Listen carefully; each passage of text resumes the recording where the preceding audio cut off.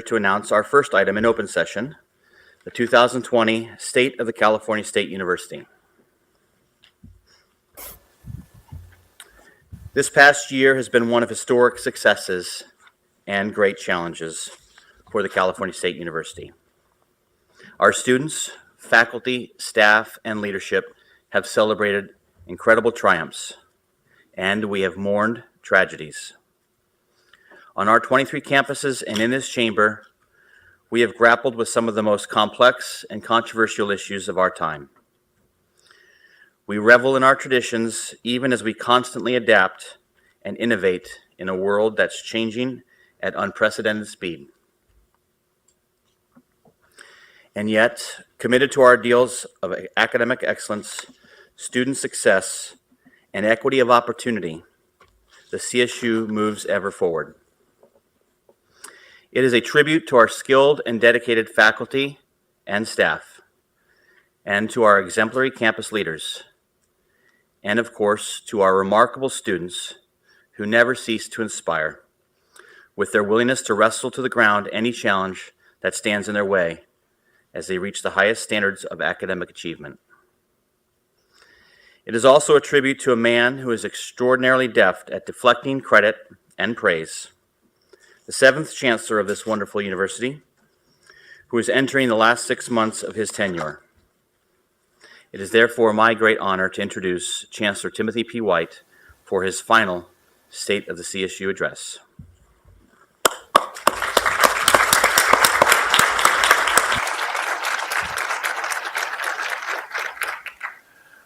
Well, thank you, Adam, and good morning.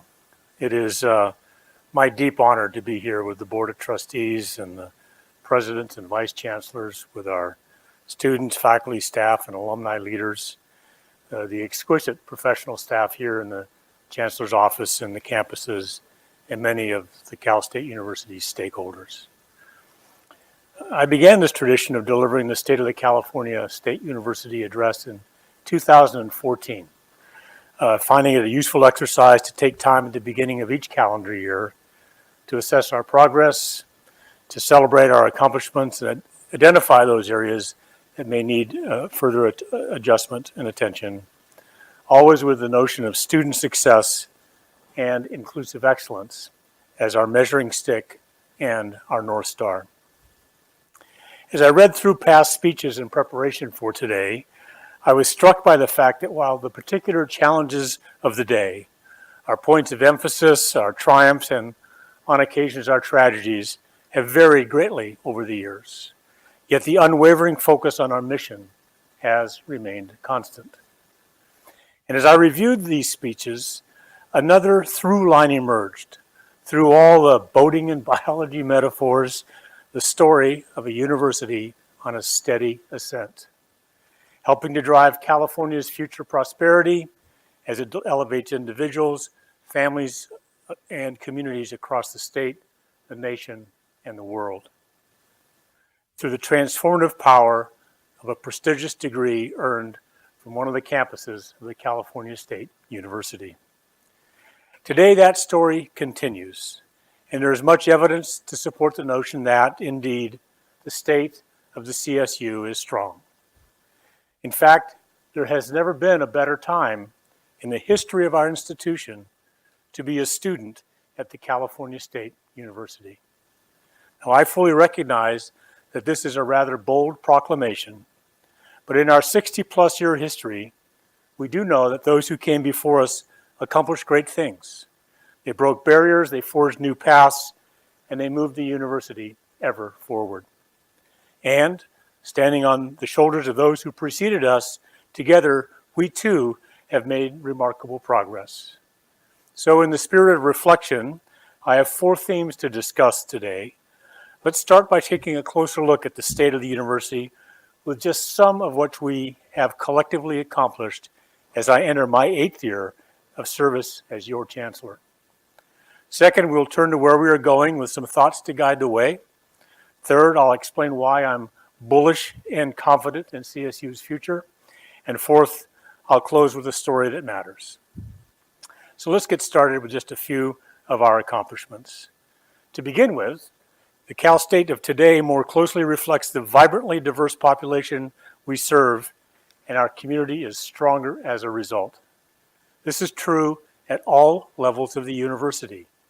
Back in 2012, our campus presidents reflected a broad spectrum of racial and ethnic diversity, and yet only 3 were women.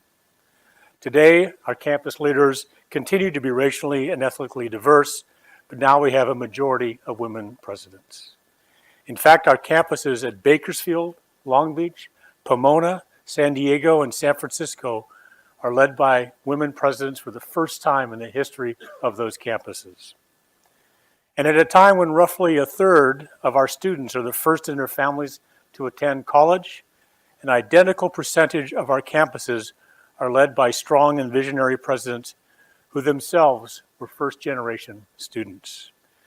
Our dedicated staff and distinguished faculty are also increasingly reflective of our students. Consider in 2012, at a time when our university was already a majority-minority institution in terms of student population, only 36% of all of the employees at the CSU were persons of color. And when we look at the ranks of our faculty back then, the picture was even starker, only 29%. Fast forward to today, 43% of CSU employees are now persons of color, and as are 35% of our faculty. Clearly, we have further to go, but this is significant and ongoing progress. So what does this mean for the Cal State University and for our students? Diversity amongst our faculty, staff, and administrators provides a wealth of backgrounds, of viewpoints, and experiences for our campus communities to expand the horizons for our students and colleagues alike. It better prepares students to be competitive and successful in the increasingly multicultural workplace of today and tomorrow, and it provides an inspiration to dream big while fostering meaningful connections and creating a network of support. This is important because the students entering the CSU today are more diverse than ever before. Between fall of 2012 and fall of 2019, the number of students from historically underserved populations entering the CSU increased by more than 20,000 individuals. That's equivalent to the entire student population of Cal State San Bernardino. Now, you've undoubtedly heard me tout the CSU as the largest and most diverse public higher education institution offering undergraduate and graduate degrees in the country. I often raise this point, not because it's true, although it is, and not because it's a point of pride for our university, although it certainly is, but because it is so central to our mission. The increased diversity of our university at all levels means greater access and opportunity for Californians from all backgrounds. It means fulfilling the CSU's role as the nation's most powerful escalator of social mobility. And it means a more educated citizenry reflective of our population to lead us to a brighter, more united, and more inclusive future. This brings us to my next point on the state of our university, and that is the Cal State University's impact to our communities, to California, to the nation and the world. It has never been more consequential, more clearly demonstrated, or more recognized. No other institution touches, through education, research, creative activity, and discovery, everything that society values and holds dear. Transportation, communication, art, entertainment, tourism, healthcare, education, safety, agriculture, public policy, law enforcement, our judicial system, information systems, libraries, social services, manufacturing innovation, and air, water, soil quality and sustainability.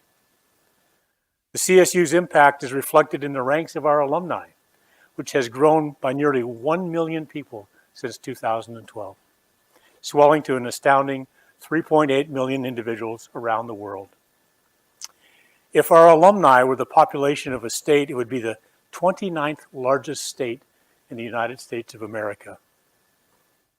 Hey, Cal State. Sorry, by now you should know that I can't help myself. These alumni are leaders in every industry sector I just mentioned, and they're also serving in the halls of political power. Clarissa Rojas, Northridge alumna, class of 2018, is one such individual. Growing up, Clarissa lived in a domestic abuse shelter in Canoga Park with her mother and 2 siblings. At age 11, she began working at a concession stand in East LA to earn money for her family. She entered CSUN in 2014, working constantly to put herself through school, and she was selected for the CSUN in DC internship, a program where students live, work, and learn in the nation's capital. While there, Clarissa interned with the Congressional Hispanic Caucus Institute. Then she landed an internship in a California Congresswoman's office. That became a paid position as a press assistant, then press secretary, and then a communications director. Clarissa accomplished all of this before the age of 24. But what is truly gratifying about her story, what perfectly embodies the Cal State spirit, is what she wants to do next. And in her words, I quote, "The more I work here, the more I recognize the need that exists back home in the San Fernando Valley. I want to go back. I want to work in local politics. I want to help advance my community where there's a huge Hispanic population and income is low. There's so many great things that could be done." That desire to take all that she has learned, all that she has experienced, and give back, to extend a hand, to lift her community, that's the true value of the California State University, and the world is taking note of this. This message has resonated with our donors. Gift commitments for fiscal year 2018 were more than 90% over that of 2012. In fact, over the last 7 years, we have raised an astonishing $3.2 billion, that's with a B, in gift commitments.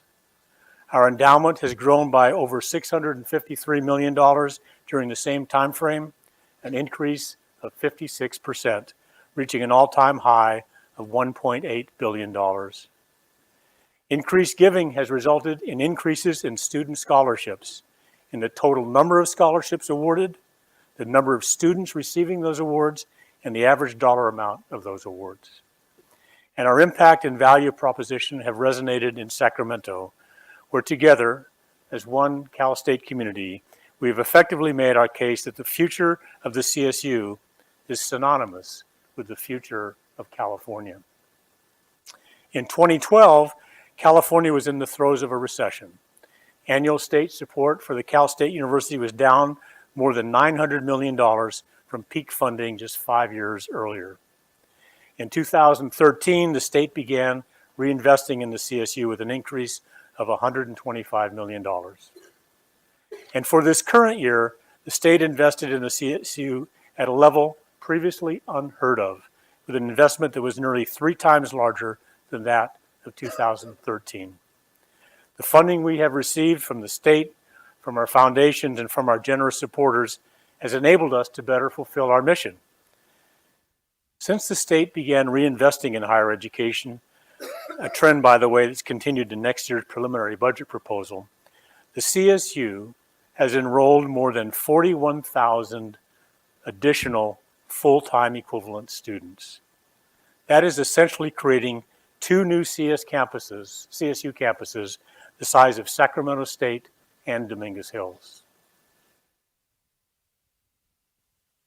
And thanks in large part to the increase in financial support, our commitment to student achievement and success has never been stronger, which is my final point on the state of the university. This commitment is resulting in a better student experience from the day they enter the university to the day they cross the commencement stage. Without question, it is most evident in the successes we have seen with our signature Graduation Initiative 2025. You've all heard the impressive statistics, the metrics, that the 2019 graduating class is our largest class ever, more than 127,000 students strong. That graduation rates have increased across the board, with more students than ever before achieving their goals of graduating on their desired timelines. And while we have more work to do with respect to closing the equity gaps, work that I know will continue full steam ahead in the years to come, Graduation rates are improving for all of our students from all backgrounds. Remarkable progress indeed.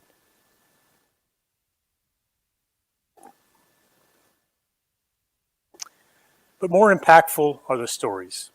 The students who are achieving their educational dreams thanks to the hard work and diligence of the CSU family. Students like Ignacio Ochoa, a second-year student at Sacramento State. A first-generation student, Ignacio came to college with very little idea of what to expect and no shortage of trepidation. He had no connection to the campus community and no clue where to begin when it came time to set up his class schedule. But at orientation, Ignacio was connected with the campus's Finish in 4 program. He signed up, took 16 units with his first semester, and earned a 4.0 GPA. And he connected with a peer mentor. That mentor and Ignacio's professors were sources of inspiration and support, helping him feel connected to the campus, that he was seen, and that he mattered. And today, Ignacio serves as an orientation leader at Sac State, helping incoming students navigate the same challenges with which he struggled. Ignacio's story is the story of Graduation Initiative 2025, the story of the CSU's commitment to student success. Of course, we recognize that our students' needs increasingly extend beyond the classroom, needs that must be met so that our students can focus on their studies when they're in the classroom. Cal State continues to rise to the challenge of identifying and meeting those needs through efforts to support our students' well-being, including enhanced access to mental health services and the Basic Needs Initiative. It is profoundly gratifying to report that this initiative has grown so remarkably and to such great benefit for our students. Today, all 23 campuses have a food pantry. A majority offer meal sharing or meal voucher programs and make fresh fruit and vegetables available to our students. More than 2/3 of CSU campuses offer on-campus emergency housing or vouchers for off-campus housing. Campuses offer emergency monetary grants to students. They provide financial literacy workshops and interview appropriate clothing to students in need.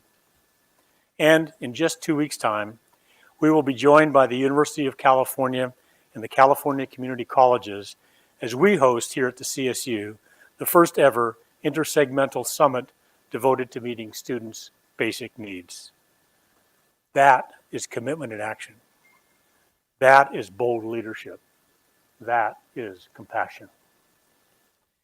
As I share these data points and success stories, my overwhelming sense, are many actually, but one, perhaps the most important one, is one of gratitude.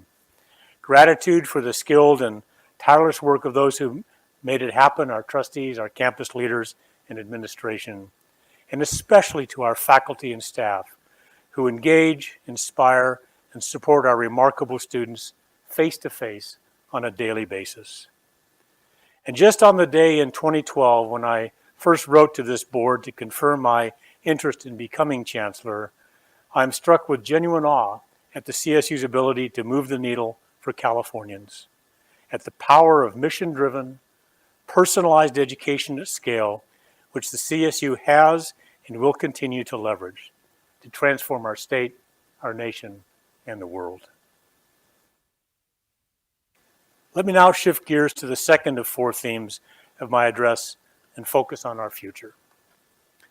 Beyond continuing to support CSU administrators, campus leadership, faculty and staff, and all of our day-to-day operations, my near-term priorities are pretty clear. Right out of the gate, I will passionately support the phased implementation plan for the quantitative reasoning admission requirement that will be presented tomorrow. The QR proposal is really one of living our commitment to inclusive excellence and representative of the type of action that is required to ensure that all students from all backgrounds have access not to just a transformative education, but to true, authentic equity fueled by achievement and success as they earn a degree that will serve them well in the nature of tomorrow's work, which continues to rapidly evolve. Next, I'll lead our university-wide effort as we work with the governor's administration, the legislature, and the Department of Finance to secure a more favorable budget so that we can maintain our positive momentum, drive student success, and move California forward.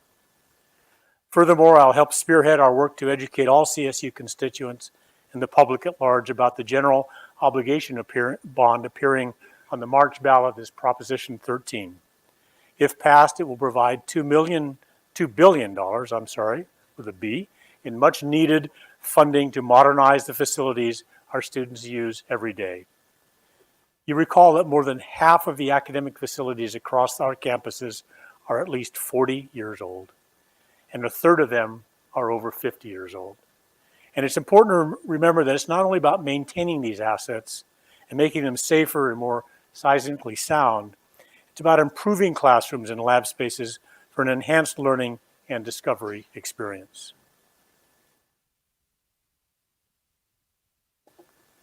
And as you know, there are several leadership changes underway with recent retirement announcements by Cal State East Bay's President Leroy Marishta, CSUN's President Diane Harrison, and our Vice Chancellor and Chief Audit Officer Larry Mandel. While identifying the successors to these remarkable leaders will be no small task, I will work diligently and appropriately with the search and advisory committees members with the goal of bringing a group of exceptionally qualified final candidates before the board. And of course, there's one more search currently underway for the CSU's 8th Chancellor. My enthusiasm for this job has never waned since October 4th, 2012, the day I informed then Chairman Bob Linscheid that I accepted the appointment. It's an all-in, all-consuming job, and I've loved every minute of it. Even those moments of controversy where I've always pushed to do the right thing. I've come to learn that controversy simply means that people care deeply about and value the CSU, and that they seek more from us. And as you would expect and deserve, I will do everything within my ability to facilitate a seamless transition, and I understand that there will come a time soon when this will mean stepping back rather than stepping forward. While my future activities are yet to be discovered, I say with complete confidence that this institution will continue to advance bold, creative, and principled solutions to public higher education's most pressing and complex challenges. Let me ask that moving forward, the CSU continue to be committed to courageously doing the right thing. Stay the course, but don't stay the same. Here are a few ideas deserving attention, ideas that directly touch the student experience. Build high-touch, high-tech capacity and enhance authentic access to and through the university for students from all walks of life through both stateside and extended education, through research and creative activity and the engagement of community efforts that maintain the highest standards. Second, working with Governor Newsom, the Department of Finance, and legislative leaders, design and establish a multi-year budgeting process that provides sustainable, predictable, and sufficient resources to ensure the success of our students and open doors to additional students who have demonstrated that they are ready for a college education. Third, support appropriate financial aid reform at the state and federal level that helps address the total costs of attendance. Design innovative solutions to mitigate California's skyrocketing housing costs that are fast becoming an existential threat to students, faculty, and staff. Provide space, programming, and staff to promote engagement and improve the persistence, retention, and completion rates of students from underserved communities. Stand in steadfast support of our students' basic needs and well-being, including students who confront special circumstances, such as our veterans who lack and students who lack documentation, including DACA students. And finally, further modernize our employment practices that enable growth and career development for faculty, staff, and administrators. Of course, the list of challenges and opportunities is much longer and will change over time. So perhaps then, rather than inventorying items of future to-do lists, Perhaps the words of Robert F. Kennedy are more worthy of your consideration. RFK's Day of Affirmation address to the students at the University of Cape Town was given as I graduated high school in 1966, right as I was launching my college-going years and then my accidental academic career. While I didn't know it then, his words have provided a higher order guide to my road traveled, and I suggest are worthy also for the CSU's road ahead. Quoting Robert Kennedy, "The help and leadership of South Africa or of the United States cannot be accepted if we, within our own countries or in our relationships with others, deny individual integrity, human dignity, and the common humanity of man." Continuing the quote, "If we would help those who need our assistance, if we would meet our responsibilities to mankind, we must first, all of us, demolish the borders which history has erected between men within our own nations, the barriers of race and religion, social class, and ignorance. Our answer is the world's hope. It is to rely on youth. The cruelties and the obstacles of this swiftly changing planet will not yield to obsolete dogmas and outworn slogans. It cannot be moved by those who cling to a present which is already dying, who prefer the illusion of security to the excitement and danger which comes even with the most peaceful progress." And here's a key sentence from RFK. "This world demands the qualities of youth, not a time of life, but a state of mind, a temper of the will, a quality of imagination, a predominance of courage over timidity, of the appetite for adventure over the life of ease." RFK's words were prescient, and his address was worldly. But in many respects, he was speaking to inclusive excellence, to education as a civil rights issue, and upward social mobility. 6 years after the master plan was born, RFK was speaking to the mission of the California State University.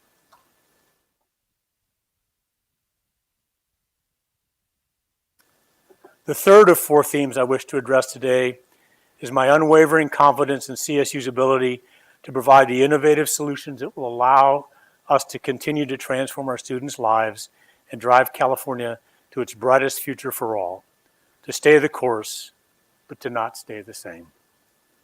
My confidence is born out of the fact, as I stand here before you today, looking back upon our time together, the CSU's greatest strengths is the 53,000 employees and trustees alike who work each day mindful of our mission, whose tasks and decisions are informed by our relentless commitment to student success. CSU's core strength is embodied in our people, and it has been evident to me from my first day on the job, on every campus visit since then. It is exceedingly rare in an organization of this size, and it is the greatest gift with which a leader could be blessed. The late author and scholar David Foster Wallace saw it as life's greatest challenge, how to remain mindful of our values and principles, what's really important, in the trenches of the day-to-day life with its demands, its frenetic pace, and sometimes its tedium. In his famous 2005 address to the graduates of Kenyon College, which is one of the most widely read and shared commencement speeches ever written, Wallace illustrates the phenomenon with a deceivingly simple story. There are these two young fish swimming along, and they happen to meet an older fish swimming the other way who nods at them and says, "Morning, boys, how's the water?" Two young fish swim on for a bit, then eventually one of them looks at the other and asks, "What the hell is water?" Now, to Wallace, the great virtue is simple awareness. Awareness of purpose, of principle, of meaning and mission. And it's almost impossibly difficult to maintain this awareness amidst the routine and chaos of daily life. We can so easily become blind to what is most important and essential, even when it surrounds and sustains us. So how have we, as individuals and as an institution, avoided the fate of these two young fish? Our leadership is one answer. In this chamber, issues are debated, sometimes heatedly, as trustees weigh and make policy decisions to advance our mission for our students in this great state. And the voices of our faculty and staff, students and alumni, along with every one of our campus leaders, are fully invested in our principles of student success and equity. And these principles are reflected in our campus's guiding documents, adopted and implemented with a commitment to shared governance and inclusive excellence. In a very real sense, our mission is institutionalized, embedded across our operations. It's in our DNA. And without question, it is also the sheer magnitude of our mission that holds our focus. You know, as a biologist, I can speak about cardiovascular function, cell motility, the role of genetics in the environment, and all the other factors that contribute to our development as a human being. But it is through my career in academic leadership that I have come to appreciate the role of the university in facilitating the emergence of the human blank. And you can fill in that blank. The human mind, the human spirit, the human soul, the human potential, indeed, the promise. It is our greatest privilege to be part of an enterprise that helps people fulfill their potential and live the promise that is within each of us, resulting in alumni who may enjoy the true equity that comes only when we can live and work, love and play and prosper in our complex and challenged world. And as my fourth and final theme, let me close by suggesting there's one more vital element, something deeper, more personal, that binds us to the CSU mission. I think it's our stories. Now, some of you may be familiar with parts of mine. Let me add some color. I was born in Argentina. In the 1950s, my parents had the courage to flee the government and head to the northern hemisphere with the intention of settling in the United States. Ultimately, we were sponsored by a family in the Bay Area, a couple with 3 daughters. We moved in with this family, my parents, my mom's dad, my brother and I, into their 3-bedroom house, the 10 of us. Over the years, I've come increasingly to realize just what a kind and generous gift that was. My dad found a job with an aluminum manufacturer in Berkeley. It was a job he would hold for the rest of his working life. And while it was a relatively modest job, we were able to move out and rent a place, eventually buying a home in the East Bay. I worked hard to assimilate. We all did. I got rid of my accent, learned to play American sports, and did my best to become a California kid. And as I neared high school graduation, all those kids I wanted to be just like were getting ready to go off to college somewhere. So naturally, that's what I wanted to do. I had a discussion about that with my folks. They told me that was for others to do. Quote, in this family, you get your high school degree, you find a good job, and you make a living. So although a 4-year university wasn't in the cards for me at that time, I did enroll at Diablo Valley College in Pleasant Hill.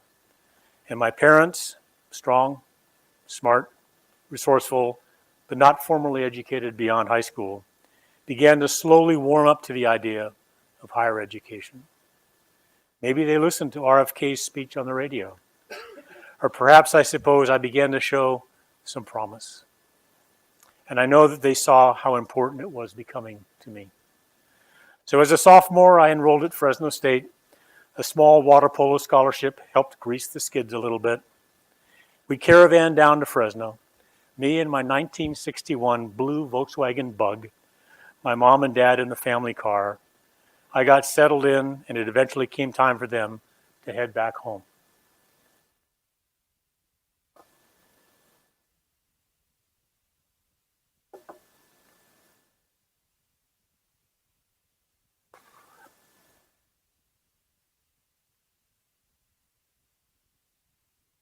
That was the first time I remember seeing my mother with tears in her eyes. They got in the car and backed out of the parking space to start the 3-hour drive north. Then I saw the red of the illuminated brake lights.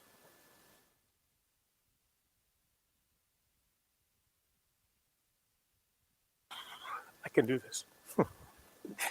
Maybe just not right now. Dad got out of the car and walked over. It turns out he too had tears in his eyes. He pulled $5 out of his wallet and he tucked it in my jean pocket. His voice choked with emotion. He managed only 3 words: just in case. I remember that moment like it was this morning, because it is this morning. Back then, it was something of an exclamation point to their journey to America, to create opportunity for me, opportunity that could and would be developed at the CSU. That was the start of my CSU story. An immigrant kid from a frugal by necessity household, to this day feeling a bit like an outsider looking in. First in the family to go to college, and finding my way and eventually myself through my classes, with people believing in and supporting me, my experiences, some hard work, and indeed some good fortune. And this morning, it's a story that has led me here to this podium, reflecting on a life and career that has far surpassed my wildest expectations. It is a Cal State story. And as I tell it, I know that it's a story shared by hundreds of thousands of current students, alumni, faculty, and staff. Their facts are different, but their story is so often the same. And maybe it's your story. Or maybe your Cal State story is different. Maybe it's of a favorite professor who awakened in you an enduring love of learning and continues to enrich your life in countless ways. Or the mentor, or even the coworker in your office who believed in you when no one else did. Maybe not even yourself. And who helped you overcome a seemingly insurmountable obstacle in pursuit of your dreams. A lesson that you've leaned on again and again as you've encountered life's hardships. Or a journey of self-discovery, of finding support and kinship where once there was doubt and isolation. Or finding your voice and the courage to stand against injustice or oppression. The fact is, all of us, leadership, faculty, staff, students, alumni, and stakeholders, we all have a Cal State story, regardless of whether we have a Cal State degree. Put another way, we are all the CSU. Our mission does not live on the About page on our website.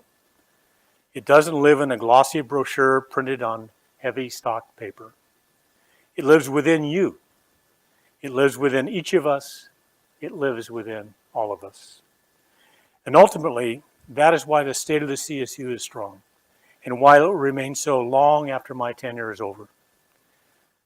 However, there may be moments when you find your motivation waning and your patience wearing thin, when it seems like the only thing longer than your list of deadlines and responsibilities is your list of places you would rather be. If you find yourself experiencing such a moment, I invite you to pause for a bit and reflect upon Wallace's fish in water, and know what's truly meaningful and essential in life can be obscured by the day-to-day. And you might want to remind yourself of your Cal State story. Tuck it in your pocket, just in case.